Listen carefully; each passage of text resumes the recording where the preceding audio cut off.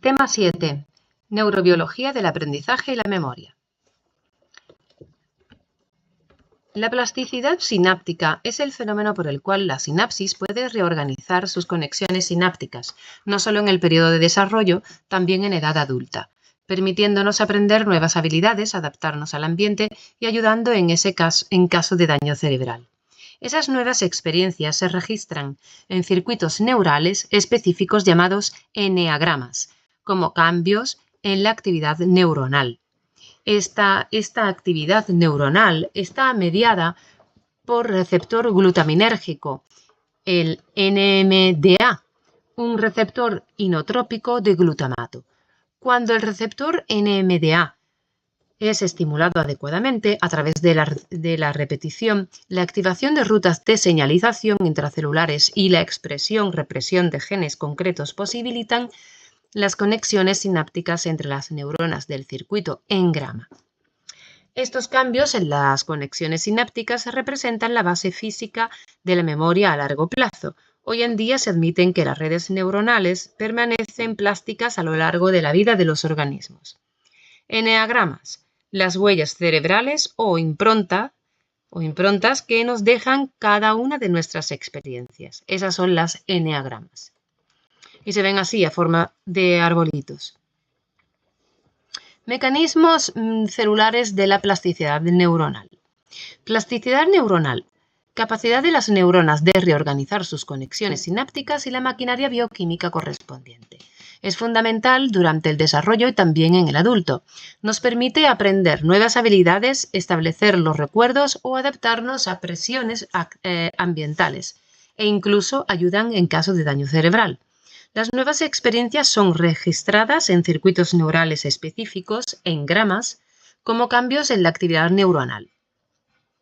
Esta actividad neuronal es mediada por un tipo de receptor glutaminérgico, el NMDA, receptor ionotrópico de glutamato. La estimulación del receptor NMDA adecuadamente, generalmente a través de la repetición, la activación de rutas de señalización intracelulares y la expresión-represión de genes concretos posibilitan las conexiones sinápticas entre las neuronas del circuito, que es llamado engrama. Estos cambios en las conexiones sinápticas representan la base física de la memoria a largo plazo. Hoy en día se admiten que las redes neuronales permanecen plásticas a lo largo de toda la vida de los organismos. Es exactamente todo lo que hemos dicho aquí arriba. Bueno, genes y ambiente. Intervienen factores intrínsecos como los genes. Sperry demostró en experimentos con anfibios que las conexiones de los sistemas nerviosos están determinadas en los genes del organismo. Los trabajos de Hubel y Wiesel nos indicaban, por medio de estudios con privación visual, lo necesario de una estimulación ambiental adecuada para la formación de sinapsis. Niños con hipermetropía o miopía muy acusada en uno de los dos ojos deben recibir una correcta estimulación visual antes de los 4 años para que no pierdan conexiones corticales a favor del ojo sano. Figúrate. Para que no pierdan conexiones corticales a favor del ojo sano.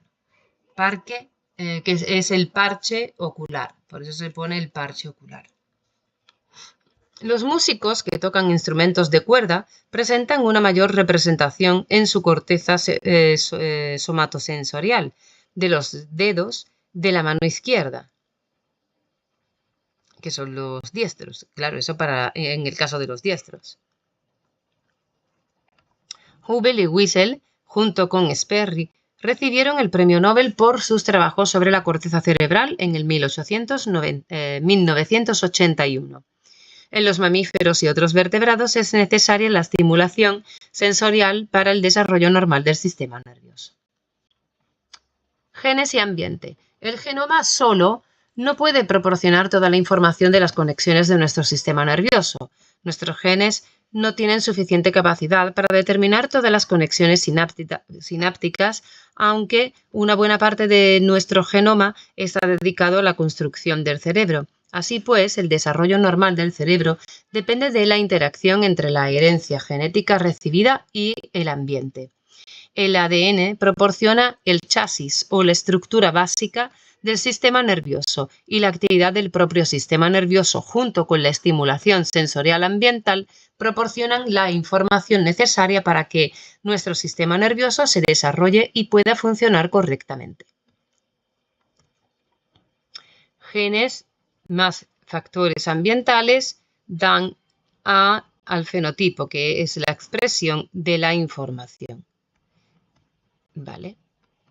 Para dar cabida a nuestro cerebro a muchas posibilidades sensoriales, las comunicaciones entre neuronas necesitan una remodelación según avanza el tiempo.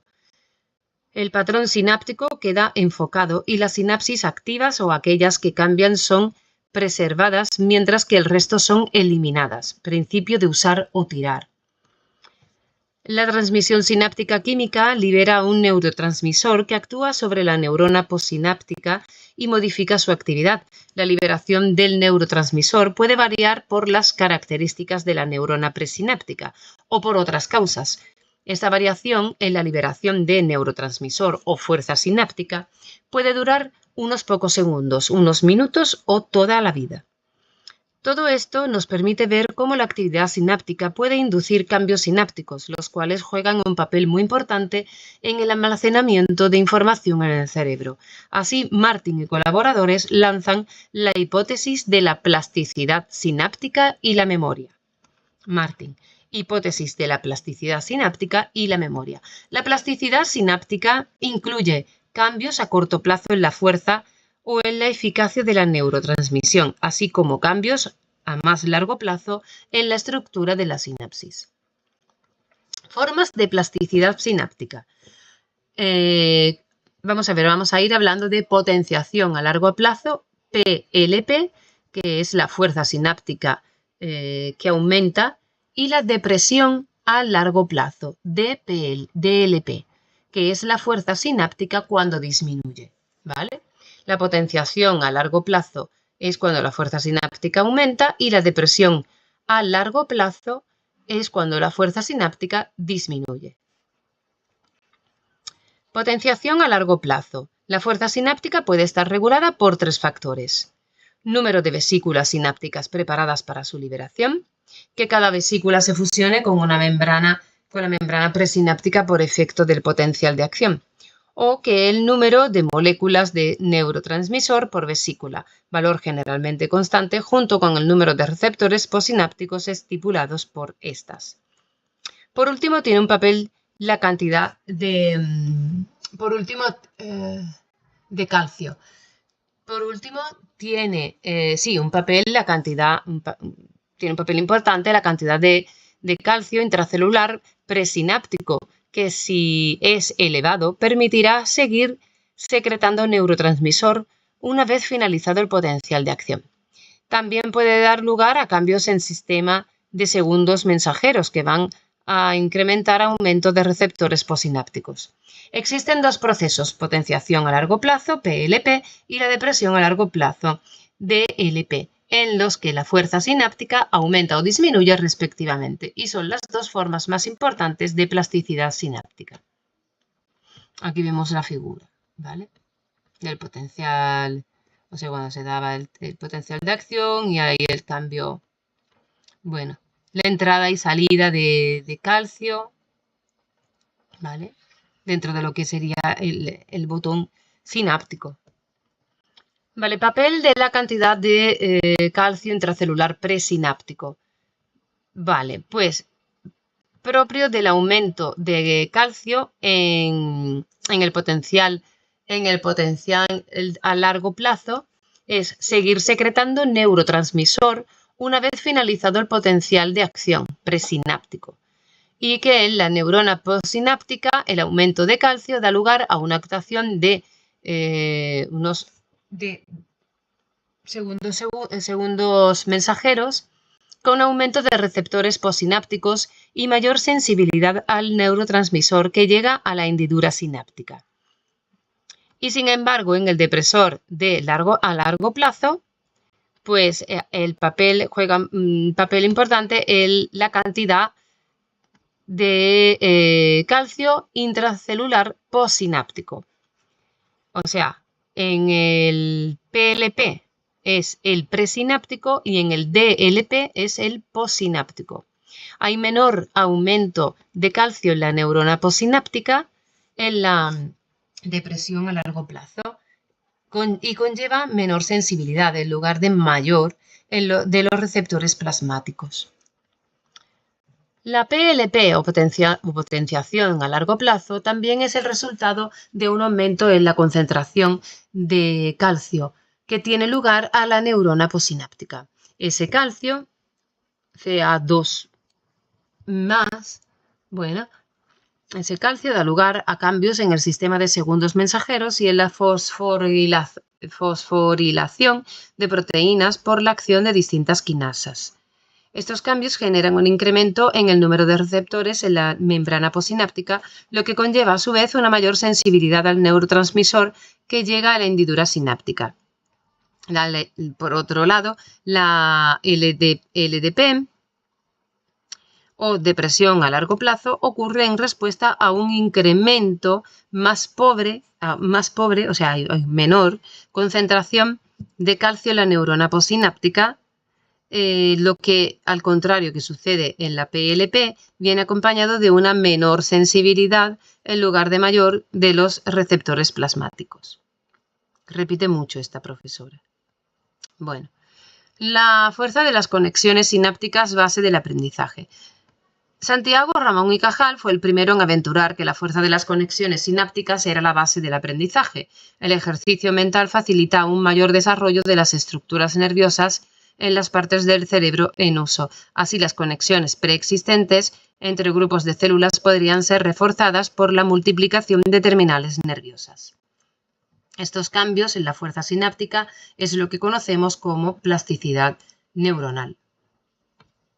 Eso sería, en la figura sería antes de la experiencia y después de la experiencia. Vemos que ya hay una formación de nuevas sinapsis a partir de nuevas terminales sinápticas. Entonces hay formación, esto siempre de nuevas sinapsis. Plasticidad neuronal, la capacidad para modular la fuerza de las conexiones entre las neuronas en respuesta a estímulos externos o a la experiencia. Esta plasticidad neuronal la definió Donald Help diciendo así: cuando el axón de la neurona A está cerca como para excitar la neurona B, persistentemente ocurre un proceso metabólico en ambas células, tal que la eficiencia de la neurona B aumenta. Esto se conoce como aprendizaje Hebbiano y es un mecanismo que incrementa la eficacia sináptica como una función de la actividad pre- y postsináptica. El aprendizaje implica el fortalecimiento de la sinapsis cuando las neuronas pre- y postsinápticas se activan simultáneamente. La investigación ha mostrado que la potenciación de largo plazo tiene este mecanismo. Vale, aquí vemos también esta figura donde la sinapsis de la neurona no es lo suficientemente eficiente para disipar una potenciación de acción. Aquí, sin embargo, sí hay una actividad pesada simultánea, ocurre en ambas neuronas. Y bueno, y aquí ya ocurre la sinapsis fortalecida por este potencial de acción simultáneo.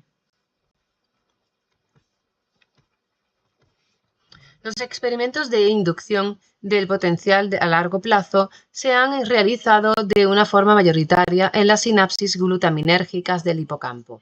La información sensorial es transmitida al hipocampo desde la corteza entorrinal, fuente de entrada cortical y subcortical. Las neuronas envían sus axones a las células granulares de giro dentado a través de la vía perforante, conexión entorrino hipocampal. Los axones de las células granulares del giro dentado forman las fibras musgosas que sinaptan con las neuronas piramidales del área CA3, que finalmente envían sus axones a las neuronas CA1 mediante los colaterales de Schaffer. Aquí tenemos como desde el hipocampo, ¿vale? Aquí tenemos la figura. Los axones de CA1 retornan a la corteza entorrinal a través del subículo. Los axones de las células CA3 se bifurcan en otra colateral que constituyen la principal vía eferente del hipocampo, el fornix, que a través del tálamo devuelve la información elaborada a la corteza sensorial correspondiente, origen de la información. Hipocampo, aquí está, CA2, o sea, sí, CA2 o hasta de Amón, que también se llama. Aquí está la circunvalación dentada. Aquí, ese es el subiculum. Esta parte de aquí, ¿vale? Y todo esto que aquí no lo pone, pero todo esto aquí afuera será el fónix.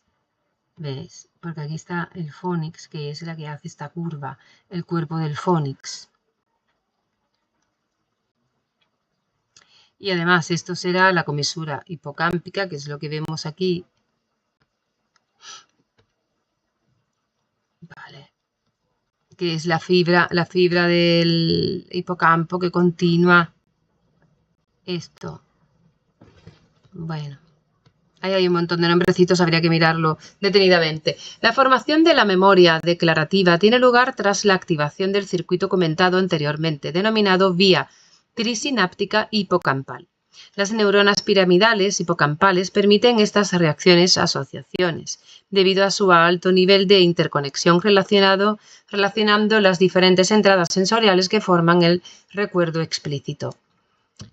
La potencial a largo plazo en el hipocampo es el modelo preferido para el estudio del aprendizaje y la memoria por ser una estructura fundamental para la memoria a largo plazo.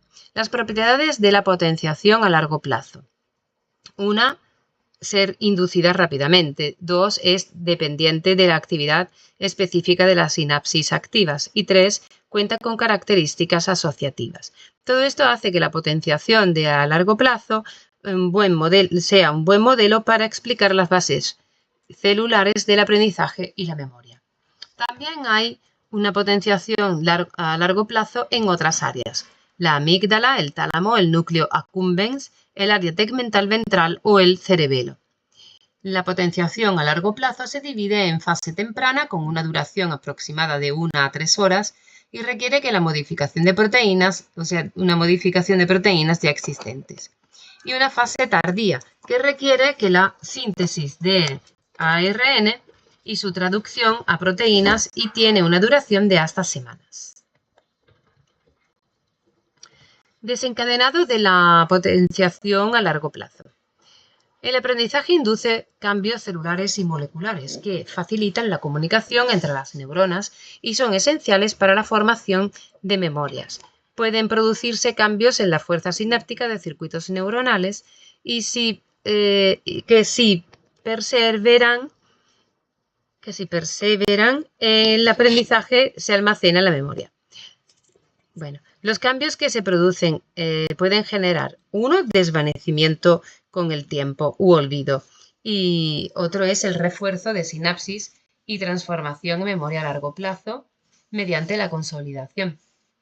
La consolidación conlleva transcripción de genes, síntesis de proteínas y cambios fenotípicos más o menos permanentes, porque veremos que también puede desaparecer y quedar en el tiempo solo los aspectos más relevantes o útiles. Los dos procesos, olvido y consolidación, son igual de importantes. El papel crítico del receptor NMDA y el catión calcio, Ca2+, que no es que sea calcio, porque Ca2A tiene que ser por fuerza otra cosa, lo que pasa que yo ahora mismo pues no caigo. Lo buscaré. Vale, es imprescindible para el desarrollo de la PLP que el receptor NMDA deje pasar calcio a la neurona posináptica que tiene bloqueado el paso por el MG2H. Más. Para ello se requiere que la estimulación presináptica induzca la despolarización de la neurona posináptica a través de los receptores AMPA. El glutamato actúa primero sobre el receptor AMPA, dejando pasar dejando pasar el sodio, Na+. Con la entrada de potasio se despolariza la membrana y esto permite que el Mg2 desocupe el canal del receptor NMDA y una vez liberado por el receptor NMDA, o sea, del Mg2, la unión del glutamato del receptor NMDA permita que el Ca2 fluya al interior celular. Ca2. Es que no sé qué es. Lo estoy buscando. ¿Qué es? Ah, el ATPasa, que es una forma, vale, que transfiere calcio después de que un músculo se ha contraído. Es calcio, de todas formas. Es un catión con capacidad multifuncional como segundo mensajero en diferentes grupos celulares del sistema inmunitario, que incluyen también, bueno, vale, esto es, ¿vale? Son canales de calcio, son siempre calcio. Vale, inculta yo, pero bueno, esto es lo que hay. Vale, con la activación del receptor NMDA y el flujo de calcio hacia el interior de la dendrita, nuevos receptores AMPA son insertados en la membrana posináptica. A este hecho se le denomina exterminalización de receptores. Este incremento en el núcleo de receptores tipo AMPA en la sinapsis podría ser consecuencia de la acción de la KMK2, camodulina quinasa 2. Una vez fosforilada,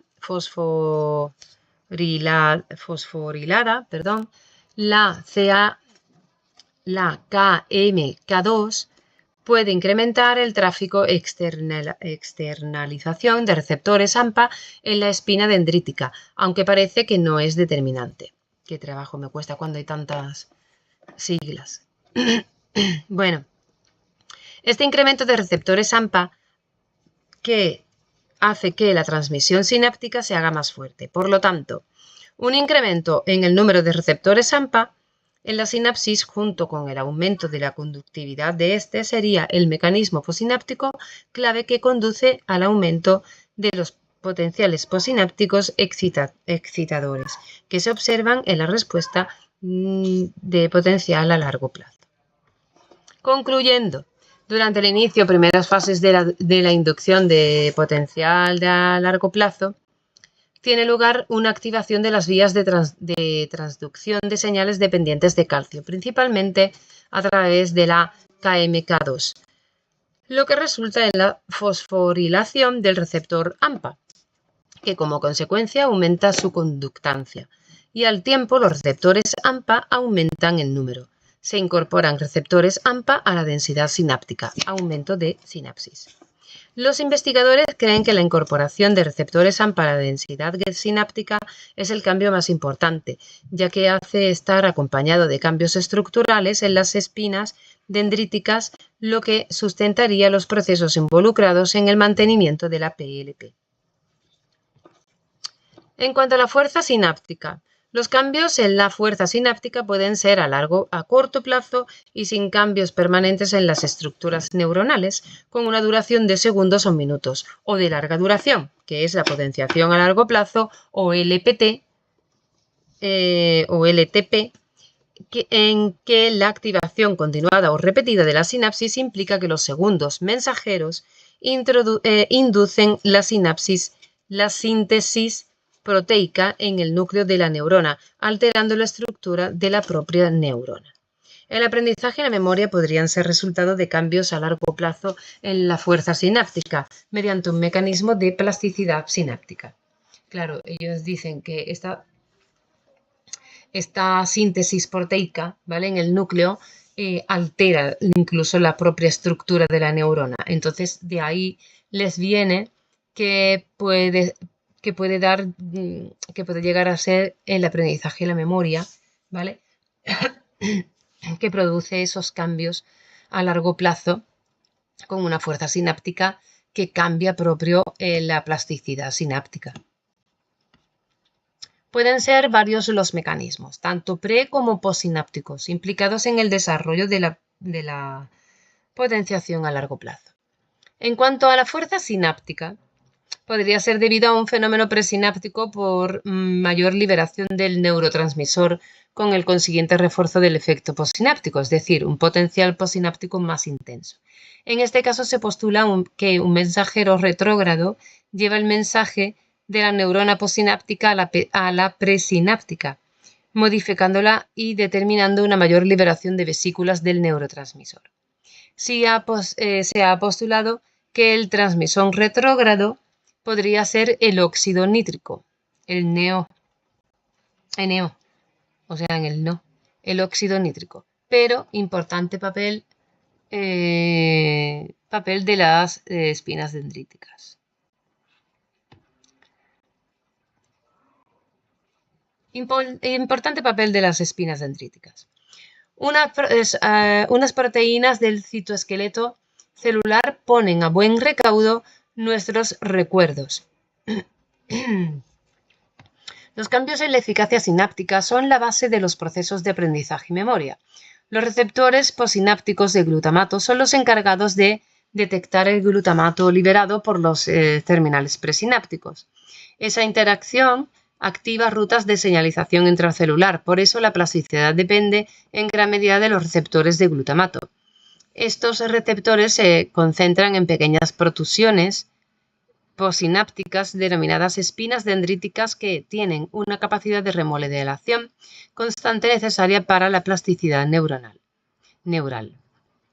Las espinas dendríticas se consideran el principal lugar de procesamiento y almacenaje de información en el cerebro, como dijo Bosch y Hayashi en el 2012. Aquí están representadas las espinas dendríticas, ¿vale?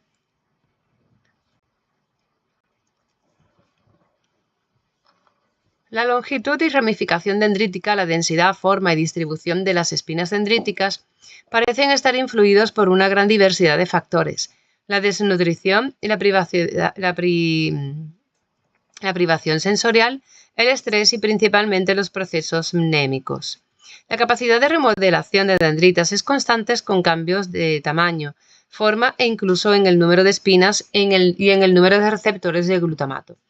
Estos cambios observables en las espinas son consecuencia del proceso de polimeración, despolimeración de los monómeros de actina. Aquí tenemos otro cuadro. Otras actrices, actores de la PLP. Las GT-pasas, que se llaman también guanosina trifosfatasa. Vale.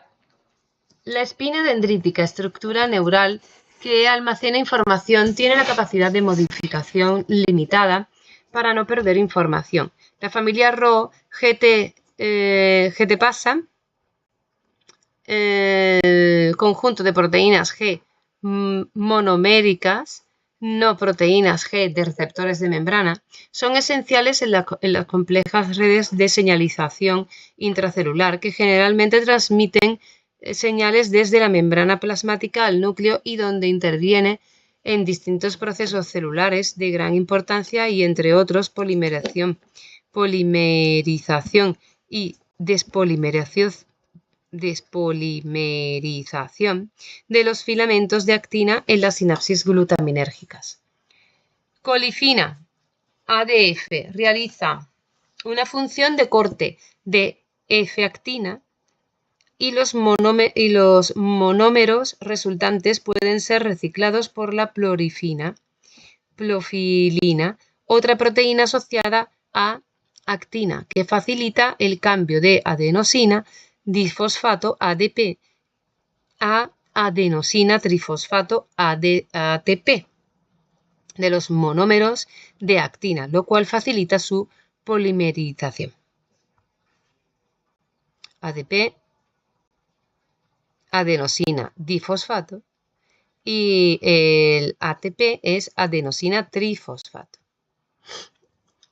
Vale, la ROA es una RO GTPasa determinantes en la morfogénesis de las espinas dendríticas. La ROA se activa cuando el calcio entra en las neuronas a través de receptores de NMDA y forman CAM, y está activa a la CAM-K2, lo que conduce a la activación de ROA, y esta conduce a la inhibición de una proteína llamada colifina, profilina, que tiene como función despolimerizar los filamentos de actina, es decir, esta proteína, al ser inhibida por ROA, impide la despolimerización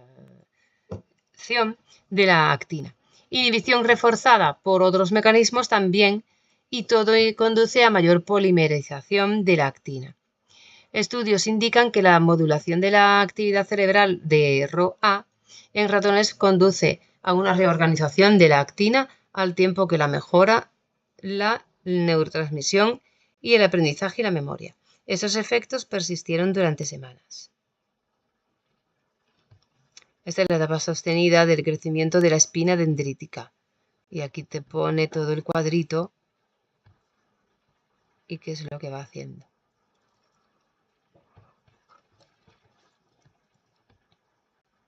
Y aquí lo tenemos también. Esta es la etapa transitoria de crecimiento por ambas vías, ROA y CDC, de la espina dendrítica. Cuando pasa por aquí. Los otros mecanismos se valoran en vía de CDC42 en periodos posteriores. Ambas rutas, ROA y CDC, confluyen en un efecto final común: la inhibición de la despolimerización de la actina fibrilar y el aumento drástico del volumen de la espina dendrítica, mientras que también se induce la PLP. La polimerización de la actina sustenta los cambios estructurales asociados a la plasticidad. En experimentos con ratones, tras periodos de condicionamiento contextual al miedo, se vieron cambios en dendritas del hipocampo. Pasados unos días se ve aumento de densidad de espinas en corteza cerebral, el cíngulo. Los cambios del hipocampo son necesarios para impulsar cambios en la corteza. Si se inhiben esas modificaciones del hipocampo, se pierde memoria para recuerdos recientes y remotos. Conclusión: el crecimiento de las espinas dendríticas en las neuronas del hipocampo es esencial después del condicionamiento, pero esta importancia desaparece con el tiempo, cuando se forma un rastro mnemotécnico permanente en la corteza. El rol de la corteza prefrontal. El papel de estas proteínas RO-GTPasas. Papel relevante en el aprendizaje, en procesos celulares vitales, en el desarrollo de fenotipos celulares malignos. Son también responsables del desarrollo de trastornos neurológicos, entre ellos el síndrome X frágil, donde una mayor densidad de espinas dendríticas con mayor proporción de formas aparentemente inmaduras se han observado en las neuronas piramidales de la corteza cerebral de esos individuos. Mecanismos propuestos para la expansión de las espinas dendríticas durante la PLP. En una espina dendrítica existe un equilibrio entre la polimerización y despolimerización de la actina. La PLP estabiliza los filamentos de actina y retrasa la despolimerización en el extremo situado en el centro de la espina dendrítica. Y la polimerización continúa en el extremo periférico de la espina y genera la fuerza necesaria para expandir la espina. Nos vamos a quedar en el mensajero retrógrado y seguimos en el siguiente vídeo, en la parte 2.